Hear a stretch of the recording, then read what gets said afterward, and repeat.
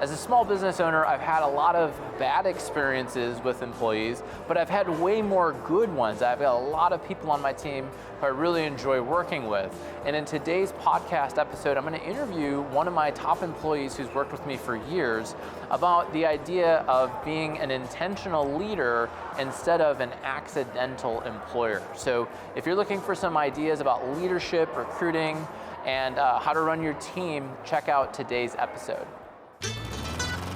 We weren't getting the leads that I knew we could. We weren't getting the right leads. What started happening is that our leads are more qualified. Our sales have probably gone up by about 10 to 15% a year. We're going to increase our sales volume by $1 million in a year.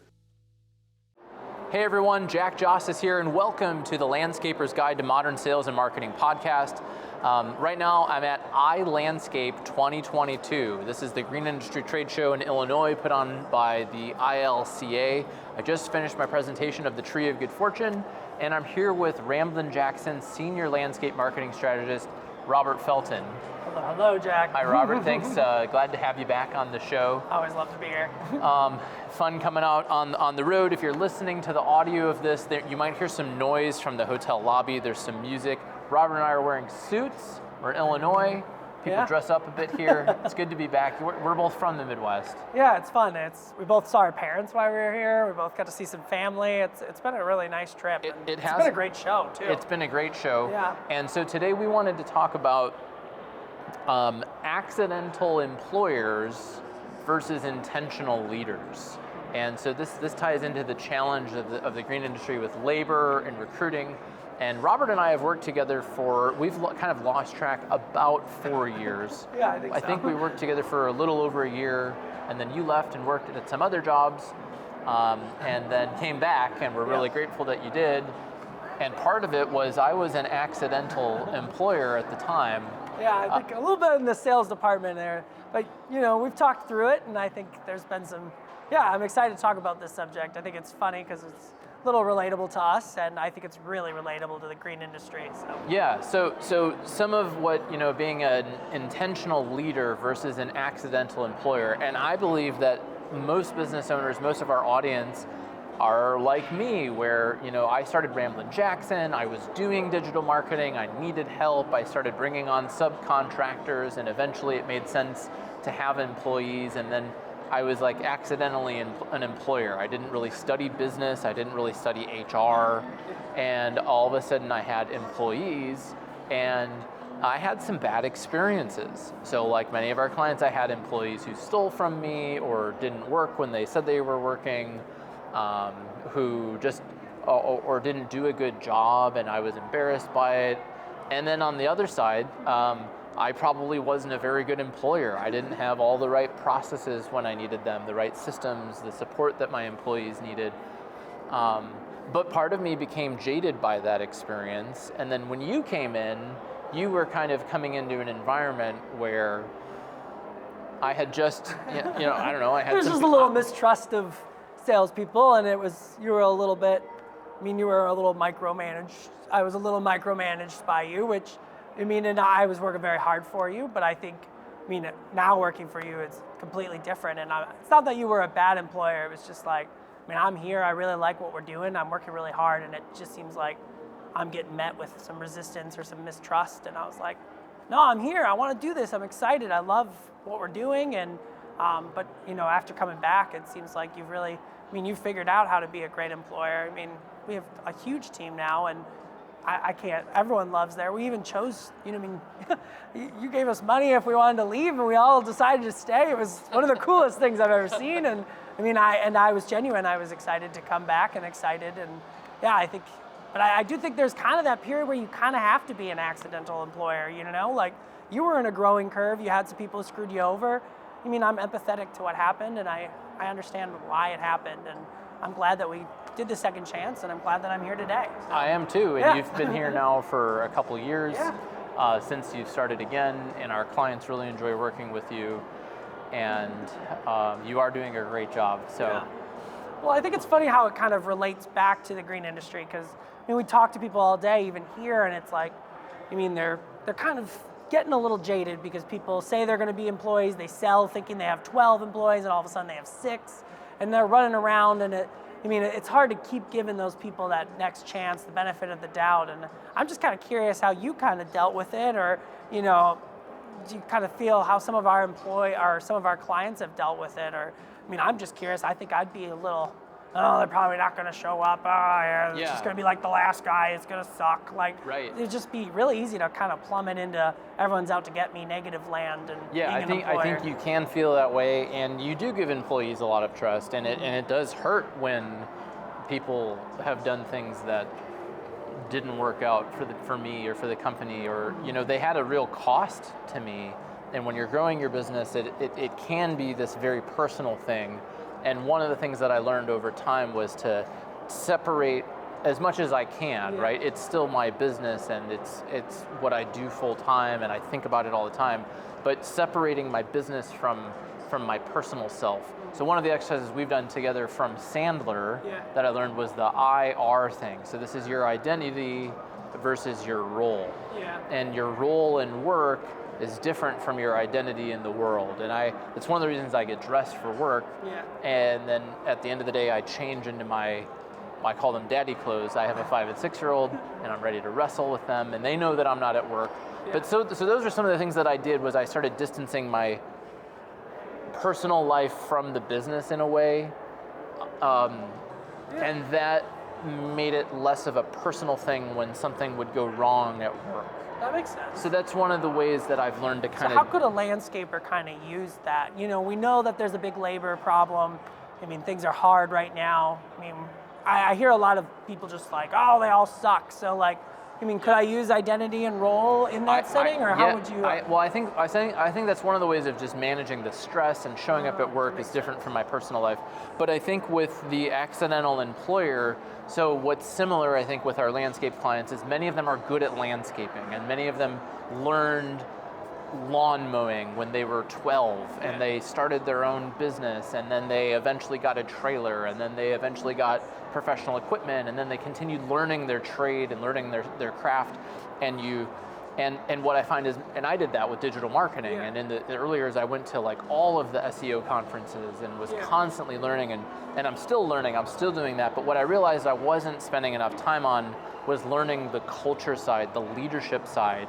I always thought, like many of our clients, so that's kind of a bunch of BS, having core values and a mission and a company vision. I'm like, that's who needs that? We've got work to do, we've got websites to build, we've got SEO to do. Yeah. But then it was when I actually started investing the time in that and actually building our core values and getting clear on what kind of employees do I really want here, and what do they want, I actually started deliberately building the culture here. And part of that wasn't all me, it was my wife Kara, and you've influenced that, and employees have influenced it. But I would think it would be helping businesses, for our landscapers listening, actually investing the time in building your company mission, vision, core values, and creating a place where people want to work. And part of that was deciding that I'm the leader of the company. Yeah. And that may sound weird, but you told me about this before. I don't know. So there was you didn't want to be the owner or the CEO, I didn't right? think that I was qualified to be the CEO of the company. I remember you telling me right? that. Because I didn't know anything about business, and who am I to be the CEO? So I never had that job title. And then Chris and I co-owned the company, and we were co-owners, and I was the internet marketing director, and he was the creative director, but no one was actually the CEO of the company. Right? So there really wasn't a CEO of the company. There were just two owners of the company, which is different from being the CEO of the company. That makes sense. So it's stepping into that leadership role a little bit. And I think something that I like to point out here is, you were really collaborative when we were building. You kind of decided on the core values as the leader, but they were heavily influenced by us. There was a lot of balance, like what's important to us, what do you see in the best employees? So it's not something you want to do in a dark room, right? It's something you want to do in a bit of a collaborative environment. Like, what are these core values? Figuring out what's important to your employees, what kind of makes sense in your industry? Like, is flexibility really important? Is it that structure? So can you tell me a little bit about how you built the core values? You're like, I love them, and I know we did some workshops, but there was a day where you came and there's Grow and Die on the table, and I was like, oh, I like this one. It's relatable, but I was like, yeah. So. Well, so the way we created them was partly from reading the book Traction by Gino Wickman. Okay. One of the exercises in there is to write down the attributes of the employees that you're like, yeah, these people are pushing the company forward. I enjoy these people. I trust these people. I want more of people like this. And literally writing down, what are they doing? What are their attributes? And then equally, what are the people who I had to fire? Or what are people who quit and because we didn't mesh together. Yeah. And it was ultimately that we didn't share the same values. And so it was kind of an exercise of going through the good and then also what didn't work and then writing them and defining them. So if you were, we kind of talked about you kind of have to be a bit of an accidental employer and then step it up. So I'm just curious, if someone's in that setting, how did you learn to kind of trust employees again? How did you what would you suggest to someone who's been burned 4 or 5 times in the last year by people not showing up? Maybe they have some of those core values, but what's kind of that thing that can get you, we talk about head trash a lot. Yeah. How can you get over that head trash? Because I think I would struggle with that. And if they kept kind of not performing and kind of get a little jaded, I'm just curious, how can you kind of break that cycle if you maybe have a clue or something? So. Well, one thing I learned from Wayne Herring, one of our coaches, was to praise partial progress. So that's one of the things that, and another thing, and this came from the book 1 Minute Manager, is to catch people doing something right. And so part of what, and we actually have our beef jerky club, where every week we are celebrating people doing a good job. And then we've created a system for other people to nominate other ramblers for people doing a good job. And so part of it's, I think, having a perspective of gratitude. Yeah, those little wins and seeing them and appreciating them. And actually thinking about what's good. Because when you focus on what's good and you acknowledge it and you praise it, then you get more of what's good. And then it doesn't mean that we don't redirect things when they're off track or if there's a quality issue and maybe there's something I need to bring up one-on-one with somebody, but by acknowledging what's good and then kind of being on the hunt for hey, what's going well in the company? I'm seeing more of it, and it's part of just creating a kind of, I think, a positive. That makes sense, because you could snowball in the negative, but you could also kind of snowball in the positive, and then, things seem to kind of go your way a little bit more. You see more of those people who are doing the same positive things as the things that you're pointing out and looking for, and it kind of could change that mindset. I like that. So we talked about accidental employer a lot. What does intentional leader mean? So an intentional leader is somebody who owns that role. So when I had a business partner, it didn't work out, and after I bought them out, I decided to become the CEO of the company. So it's a bit of a choice. And I wrote a new job description for myself. I didn't have a job description, right? And so part of it was owning that culture of the company and deciding that this is important. And if I'm gonna grow the company, because I could have retracted. I could be a solo person doing everything, and maybe I have a handful of clients, but I wanted to grow a company that produced product for clients, and I knew I couldn't do everything. And part of it was, I think it's really the mindset of choosing to be the leader of the company, and then recognizing what skills don't I have, right? So I didn't have recruiting skills, right? I didn't know how to, I remember posting job ads and not getting a response, right? And I know a lot of people listening are having that experience. And one, there is we can always have to say, there is a labor problem. There's a labor problem. We can't skirt around it and pretend that all this marketing stuff is gonna fix it. It's not, but it will attract the people who are looking for jobs, right? And they are out there. So one was that mindset, and then two, well, what are the skills that I need to learn?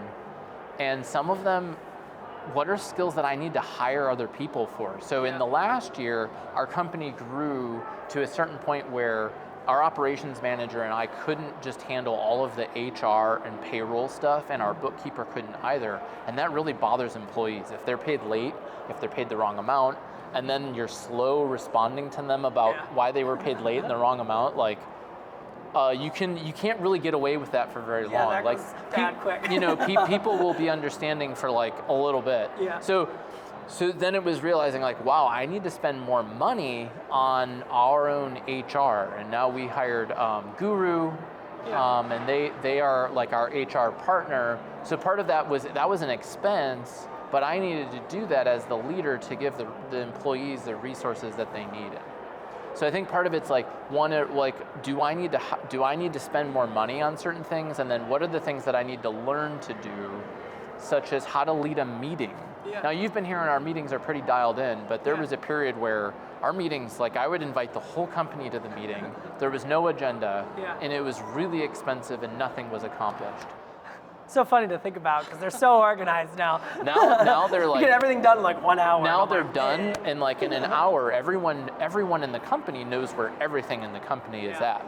We go over money, we go over clients, we go over if we're hiring. Like we have a really efficient meeting. So I needed to learn how to structure that meeting to do that. Yeah. So just kind of thinking about bringing it back a little bit to landscaping. I mean, we met Jim Turkin and saw his office today, and I mean, I was just curious. Can you give us some examples of some intentional leaders and some attributes, or I don't know, some clues on? I mean, it's kind of a theoretical thing, and I like what you said, but how do we kind of bring it back? How do I identify this and try to curve some of those? Well, one of the things that I learned, so we did a video for Cornerstone, for Jim Turkin, for CP Hort. Yeah, CP Hort. And I got to interview about 5 of their employees, and that was super inspiring because they love working for Turk. And he's a super humble guy. He probably wouldn't have said there's no way he would even know all of these things, right? Yeah. But I got to interview his people, and they were things about flexibility and feeling trusted and working on a team that does really quality work. And one of his employees, Josh, I was like, hey Josh, there's a little bit of dust on the dash. Can you wipe that down? And he goes in and gets a spray bottle and several cloths and like made the car perfect. And so they're a lot like Turk in the sense that like they really want to do a really good job. And let's actually roll some clips from those interviews with the CP Hort people. Yeah, totally. So I've been in the green industry my whole life. And one of the things that attracted me to Cornerstone was the small business family environment. I think flexibility is important to me because it allows me to control my schedule in a way that works best for both me, my family, as well as serving my clients. My favorite part about working at CP Hort is the overall company culture and the flexibility to really do your job how you have to do it. Still having accountability, but there's no one really looking over your shoulders and micromanaging. CP Hort does a lot of things different. They value time with family and the hard work that you do. I like working at CP Hort because I really like working with the team we have. The culture at CP Hort is one of a family environment. We really get along well, and that really facilitates good teamwork. Turk is the owner of our company, and he's visible in our daily interactions. He is someone that is a good leader. He leads by teaching and making sure that we're doing the best we can. It's the CP Hort way to do it the right way every time. Some other companies don't value what you do. CP Hort does. Come join our team at CP Hort. We're just waiting for you. Come and work with us.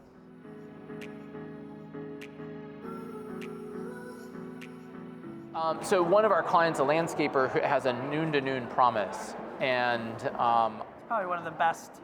Okay, so what I love about that is that, so basically if you call their office before noon, someone will call you that same day afternoon. No, they'll call you back by noon that day. Oh, by noon. So they kind of have a call set up in the morning. So if you call before noon, you get a call back by noon. If you call afternoon, you get a call back by noon the next business day. Okay. So it's kind of like, that allows them to control that. They're going to have to manage the phone in the mornings, but in the afternoon, now they don't have to. The promise will take care of it. So they have the whole afternoon to get work done. I mean, you could silence your phones pretty much at that point, and I think that's so cool. It gives them control. Yeah. Well, and so that's an example of intentional leadership. They're thinking about how do they want their customers to feel, how do they want their employees to feel, and they're making it a policy, and it's part of their culture. Do sometimes people call them outside of that window? Yeah. Probably, but not very often, right? So that's, I think, an example of intentional leadership. of thinking about what do I want the outcome to be, what do I want the customer experience, what do I want my employee experience to be like. Yeah. The other part of intentional leadership is learning to write job advertisements. Right? And I would never think that, but yeah, that makes sense. Because a lot of times I think you've got to take ownership. Like if recruiting is the biggest problem in your business, you should be working on it. You should be learning, how does recruiting work? How do people find jobs? And maybe you don't become a great advertising copywriter, but you at least know how to evaluate what's good copy and what's bad copy. Who was that said that? It was just like, what's the biggest problem in my business? And then started investing time. Oh, what's his name? Martin, Wade, right? Wade Martin? Wade Martin. Yeah, we were talking, exactly. That So we were interview was really interviewing good. Wade, Yeah. and I was trying to think of where, I think that came from another podcast we did. Yeah, It was from Wade Martin, and he's working on it. So that's an example of intentional leadership. Instead of saying, oh, I can't hire anyone, employees are rotten, everybody steals from me. Okay, like some employees are rotten. Some people have stolen from me, but I'm gonna focus on writing a better job advertisement. I'm gonna do new things to get people applying to my roles. I think one of my favorite things about this is there's not really a negative and a positive. There's unique landscaping, which I don't know where it went, but I thought something that was really interesting is like Donna said, we are morning people. We're morning people. She's like, if you are a morning person, you will like working here. You'll actually like hiring us because we get there early, we get it done. We're out of there before your kids come home.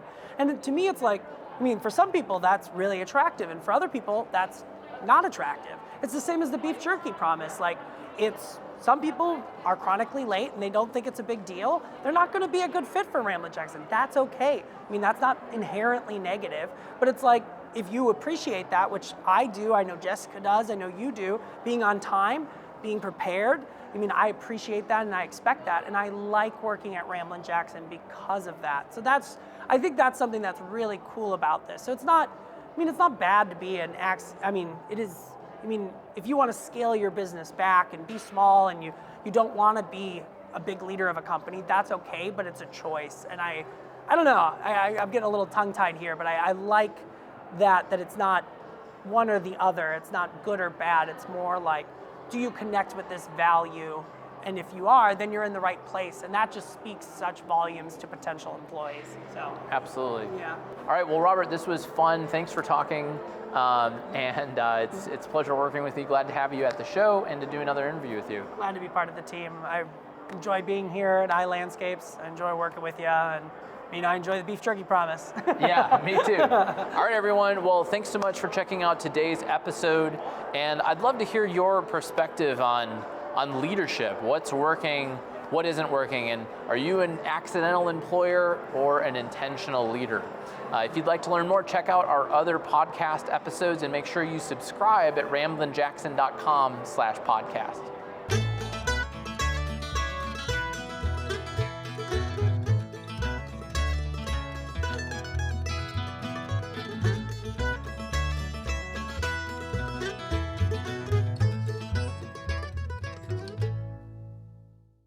Right now, I'm at iLandscape 2020. That's the green industry trade show put on. You said 2020. Did I? Yeah. Holy crap. It's not 2020. Okay.